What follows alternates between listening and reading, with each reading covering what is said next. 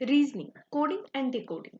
Coding और decoding reasoning का एक चैप्टर है। कोडिंग और डिकोडिंग क्या होता है? तो कोडिंग होता है जब हम लोग किसी भी इंफॉर्मेशन को किसी उस इंफॉर्मेशन के लैंग्वेज में, एक्चुअल लैंग्वेज में उसको सेंड नहीं करके उसको किसी लैंग्वेज में कोड कर देते हैं, तो उसे कोडिंग बोला जाता है। जब वापस से उसी कोड से एक्चुअल इंफॉर्मेशन को डिराइव कर लिया जाता है तो उसे डिकोडिंग बोला जाता है। यहाँ पे कोडिंग और डिकोडिंग का कुछ टिप्स एंड ट्रिक्स मैंने दिया है, तो चलिए उसे देखते हैं क्या है वो, और उसके अकॉर्डिंग हम लोग प्रॉब्लम्स करते हैं।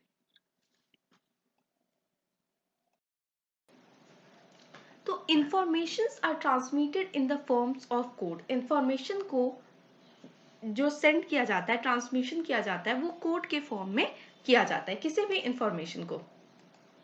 जैसे यहाँ पर मैंने याद रखने के लिए ई ज्योति होता है, क्योंकि हम लोग जानते हैं कि देयर आर 26 अल्फाबेट्स, 26 अल्फाबेट्स होते हैं, जैसे कि ए बी सी डी। अब कोई हम लोगों से पूछता है कि एल का पोजीशन क्या है अल्फाबेट में, तो क्या हम लोग A B C D E F इस तरीके से पूरा स्टार्टिंग से पढ़ेंगे? नहीं, हम लोग इस तरीके से नहीं पढ़ेंगे।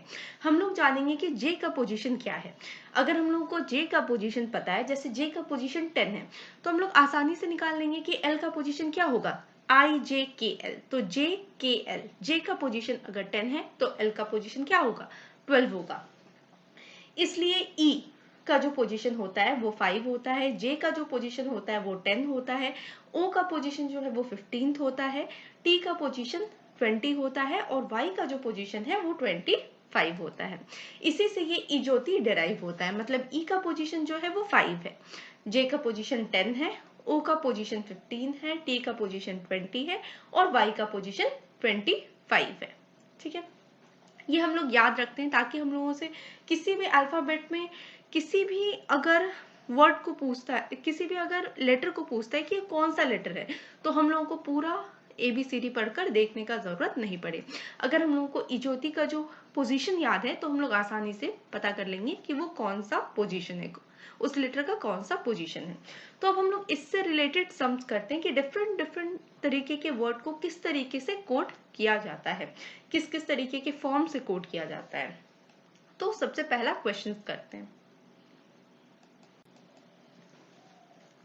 तो सबसे पहला क्वेश्चन क्या है, if girl is written as FJSK, अगर GIRL को FJSK लिखा जाता है कोई एक सर्टन कोड लैंग्वेज में, then how would boy be written in that same code. तो बॉय को अगर हम लोग उसी कोड में लिखेंगे तो किस तरीके से लिखेंगे।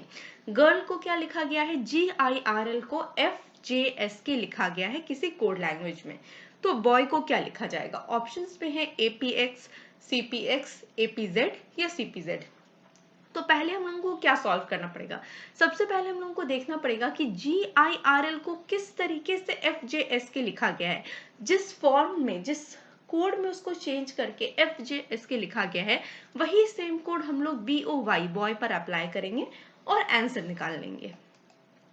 तो GIRL और लिखा कैसे गया है, GIRL को G को लिखा गया है F, I को लिखा गया है J, R को लिखा गया है S और L को लिखा गया है K। अब GFEFGH, तो G से अगर हम लोग -1 करेंगे तो क्या आएगा, F आएगा। ठीक है, EFGH, तो G से अगर हम लोग -1 करेंगे तो F आएगा। अब I से J कैसे आएगा, I + 1 = J, यही होगा उसका कोड, I + 1 = J। अब R के बाद S कैसे आएगा, RSTUV, तो R + 1 = S, और IJKL, मतलब K पहले आता है, L जो है वो बाद में आता है, तो L - 1 = K। तो यहाँ पे देखिए GIRL को क्या कोड किया गया था, FJSK कोड किया गया था। तो दो जो कॉर्नर में है उन दोनों में से -1 हो रहा है, और जो मिडिल वाला पार्ट है उसमें क्या हो रहा है, +1 हो रहा है। तो बॉय के केस में भी हम लोग सेम काम करेंगे, B और Y का कॉर्नर से हम लोग -1 करेंगे और जो मिडिल वाला पार्ट है उसमें 1 ऐड करेंगे। तो BOY इस तरीके से लिखे हैं। अब B क्या होगा, जो कॉर्नर वाला पार्ट है उससे हम लोग को -1 करना है, तो B - 1 = A, यही होगा। अब O में हम लोग, O कौन सा पार्ट है, O जो है वो मिडिल वाला पार्ट है, तो O में हम लोग 1 का एडिशन करेंगे, तो MNOP तो O के बाद क्या आएगा, P आएगा। B से अगर -1 करेंगे, ABCD इस तरीके से जाता है, तो B -1 equals to A। O में जब हम लोग +1 करेंगे तो P आएगा। Y जो है वो कॉर्नर वाला पार्ट है, तो इसमें भी क्या होगा, -1 होगा। अब X Y Z, तो X आएगा, Y -1 इक्वल्स टू X। तो आंसर क्या होगा, ऑप्शन 1 APX जो है वही करेक्ट आंसर होगा। तो आंसर होगा APX। ठीक है, आई थिंक कि आप लोगों को अच्छे से क्लियर हो रहा होगा। अब हम लोग नेक्स्ट क्वेश्चन में चलते हैं। तो आप लोगों को अच्छे से समझ में आ गया होगा कि GIRL को FJS के जिस तरीके से कोड किया गया है, हम लोग उसी तरीके से BOY बॉय को APX में कोड किए हैं।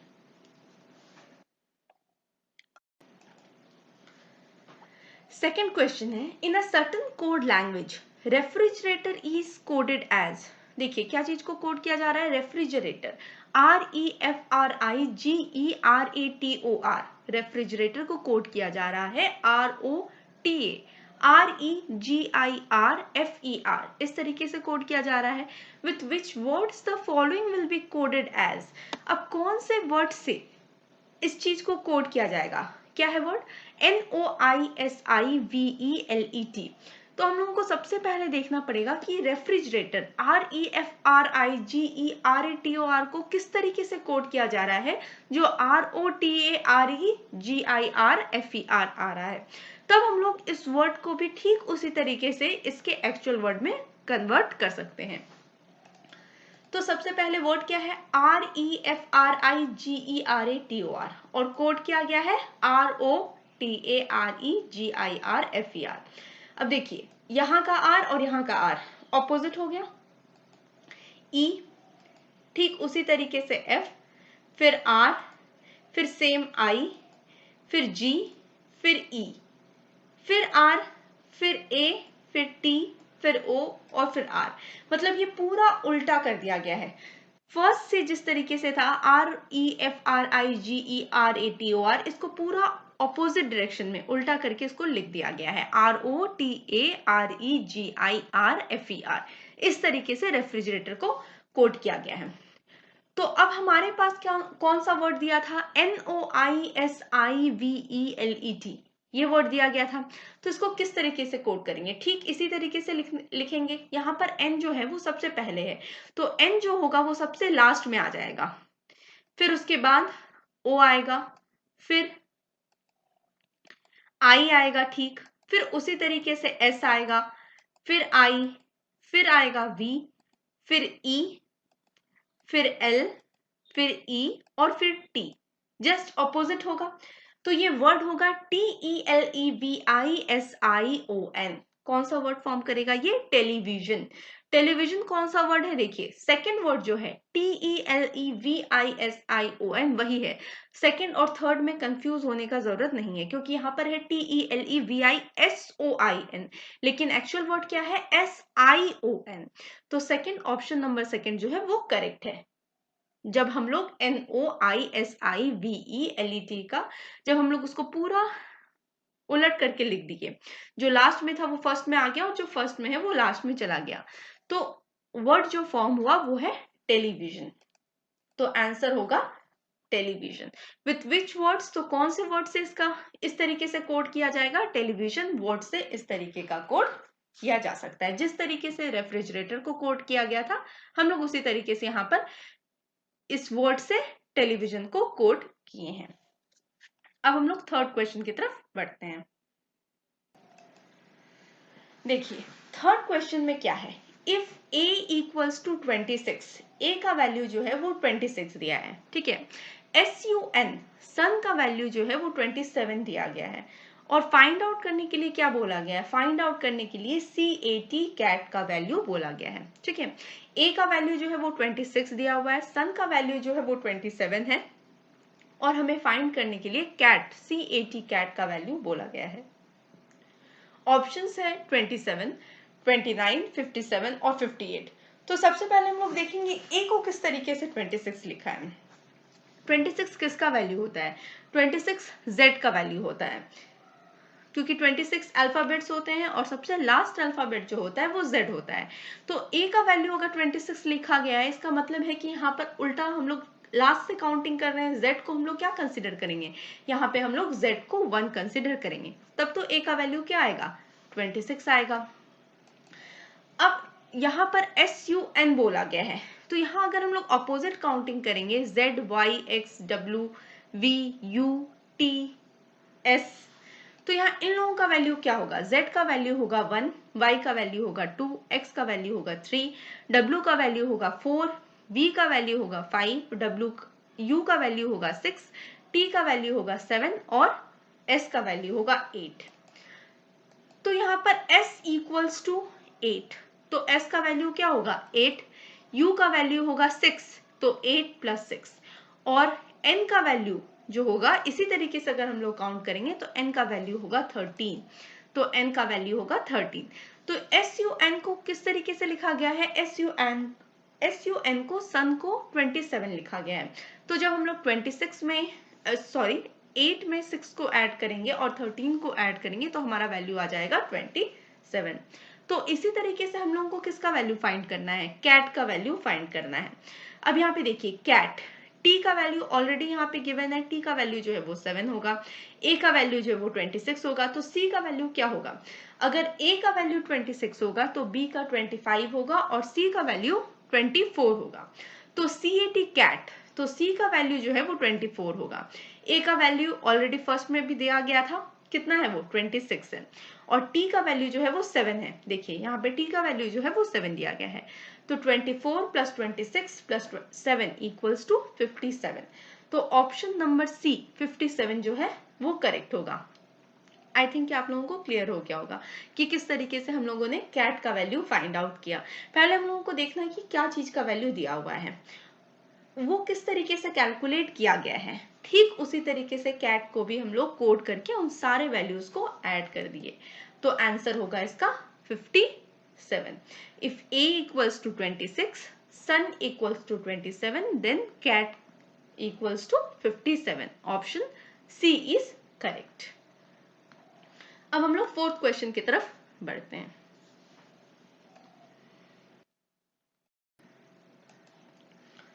फोर्थ क्वेश्चन क्या है, फोर्थ है इफ ब्लैक मीन्स पिंक, अगर ब्लैक का मतलब पिंक है, पिंक का मतलब ब्लू है, ब्लू का मतलब व्हाइट है, व्हाइट मीन्स येलो, व्हाइट का मतलब येलो है, येलो मीन्स रेड, येलो का मतलब रेड है, और रेड मीन्स ब्राउन, और रेड का जो वैल्यू है वो ब्राउन है, then what is the colour of the apple. ठीक है, ब्लैक का मतलब पिंक है, पिंक का मतलब ब्लू, ब्लू का मतलब व्हाइट, व्हाइट का मतलब येलो, येलो का मतलब रेड, और रेड का मतलब ब्राउन। ठीक है, तो what is the colour of the Apple. अब एप्पल का क्या कलर होता है, एप्पल का कलर रेड होता है। ठीक है, ये ऐसे ही नॉर्मली ही आंसर निकल जाएगा, एप्पल का कलर रेड होता है और रेड का मतलब होता है ब्राउन, तो ऑप्शन 1 इज करेक्ट। ऑप्शन में क्या क्या दिया गया है, ब्राउन, रेड, ब्लू, पिंक, ये दिया है। अब देखिए, the colour of apple is red, Apple का कलर क्या होता है, रेड होता है, एंड हियर रेड मीन्स, यहाँ पे क्या बोला गया है, रेड मीन्स ब्राउन, यही दिया गया है, रेड मीन्स ब्राउन, तो क्या होगा, the colour of apple is brown. Generally Apple का कलर ब्राउन नहीं होता है, लेकिन इस कोड में इसका कलर जो होगा वो ब्राउन होगा, क्योंकि एप्पल का कलर रेड होता है। ठीक है, अगर आप लोगों से पूछ देता कि what is the colour of the milk, तो मिल्क का कलर क्या होता है, व्हाइट होता है, और यहाँ पे व्हाइट मीन्स येलो। ठीक है, ऑप्शन में नहीं है, लेकिन व्हाइट मीन्स येलो, तो हम लोग क्या बताते कि कलर क्या है, येलो। ठीक है, लेकिन यहाँ पे कलर पूछा गया है एप्पल का, तो एप्पल का कलर रेड होता है और रेड मीन्स ब्राउन, तो the colour of apple is brown. अब फिफ्थ क्वेश्चन देखते हैं, फिफ्थ क्वेश्चन क्या है। अच्छा, do like, share and subscribe my channel and press the bell icon for early notifications. अगर आपको मेरी वीडियोस पसंद आती हैं तो आप इसे लाइक करें, शेयर करें और मेरे चैनल को सब्सक्राइब करें, और पास ही दिए गए बेल आइकन को प्रेस करें ताकि आपको मेरी वीडियोस की नोटिफिकेशंस जल्दी मिल सके। तो फिफ्थ क्वेश्चन देखते हैं क्या है।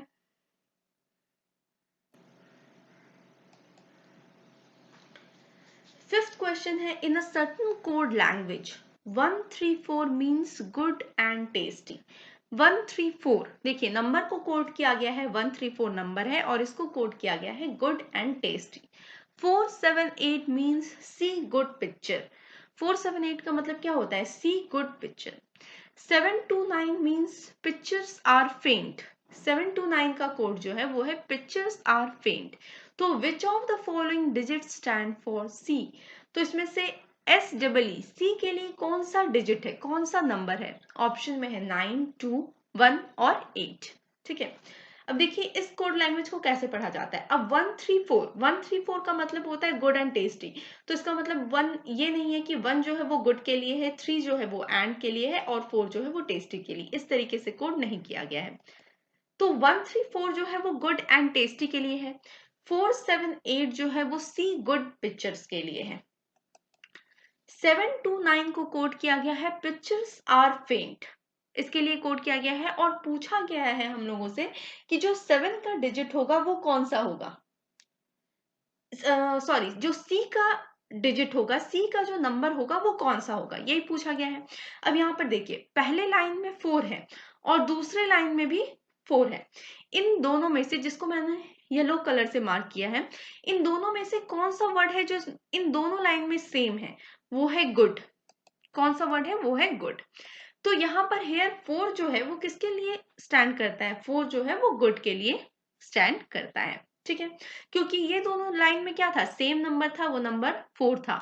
दोनों लाइन में जो वर्ड था वो दोनों सेम था, वो दोनों वर्ड था गुड। तो यहाँ पे 4 जो होगा वो गुड को रिप्रेजेंट करेगा। अब सेकंड देखिए क्या है कि लास्ट वाला लाइन, थर्ड नंबर लाइन में पिक्चर्स बोलकर एक वर्ड है वो सेम है और मिडिल वाले लाइन में भी पिक्चर्स बोलकर एक वर्ड है। तो इन दोनों लाइन में क्या है? पिक्चर्स जो है वो सेम है। अब इन दोनों लाइन में एक नंबर भी होगा जो सेम होगा, वो कौन सा नंबर है? वो नंबर 7 है जो दोनों में सेम है। देखिए मैंने ग्रीन कलर से मार्क किया उसे। तो पिक्चर्स जो है वो 7 के लिए स्टैंड करेगा यहाँ पर। तो 7 इक्वल्स टू पिक्चर्स। तो 7 इक्वल्स टू क्या होगा? पिक्चर्स होगा। तो 4 का कोड जो है वो गुड है, 7 का जो कोड है वो पिक्चर्स है। अब मिडिल वाला जो लाइन है उसमें एक ही वर्ड बचता है, वो सी है। और हम लोगों से पूछा गया है which of the following digit stands for see. यहाँ पे कौन सा डिजिट है जो सी के लिए स्टैंड करेगा? तो ऑब्वियसली ये जिसको मैंने रेड कलर से मार्क किया, जो नंबर 8 है, वही सी के लिए स्टैंड करेगा। क्योंकि और जो बाद बाकी दोनों वर्ड है, गुड हो गया या फिर पिक्चर है, तो गुड्स जो है वो 4 के लिए स्टैंड करता है और पिक्चर जो है वो 7 के लिए स्टैंड करता है। तो सी जो है वो 8 डिजिट जो है, 8 नंबर का जो डिजिट है उसके लिए स्टैंड करेगा। तो which of the following digit stand for see? तो ऑप्शन 4 8 जो है वही होगा करेक्ट आंसर यहाँ पे। तो इस तरीके से हम लोग जब भी इस तरीके से काउंट दे देता है, 2-3 सेंटेंस दे देता है, तो हम लोग देखते हैं कि कौन सा वर्ड है जो दोनों सेंटेंस में है और कौन सा नंबर है वो भी दोनों सेंटेंस में है, वही उसके लिए कोड किया जाएगा। ऐसे हम लोग डायरेक्ट नहीं निकाल सकते कि 1 जो है वो गुड के लिए है, 3 जो है वो एंड के लिए है, 4 जो है वो टेस्टी के लिए है। इस तरीके से नहीं निकलता है।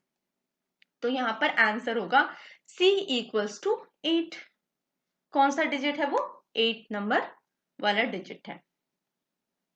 तो आई थिंक आप लोगों को इस तरीके का क्वेश्चन भी क्लियर हो गया होगा। अब कोडिंग डिकोडिंग से लेकर के जो नेक्स्ट सम्स जो है वो मैं इससे नेक्स्ट वीडियो में प्रोवाइड करूंगी।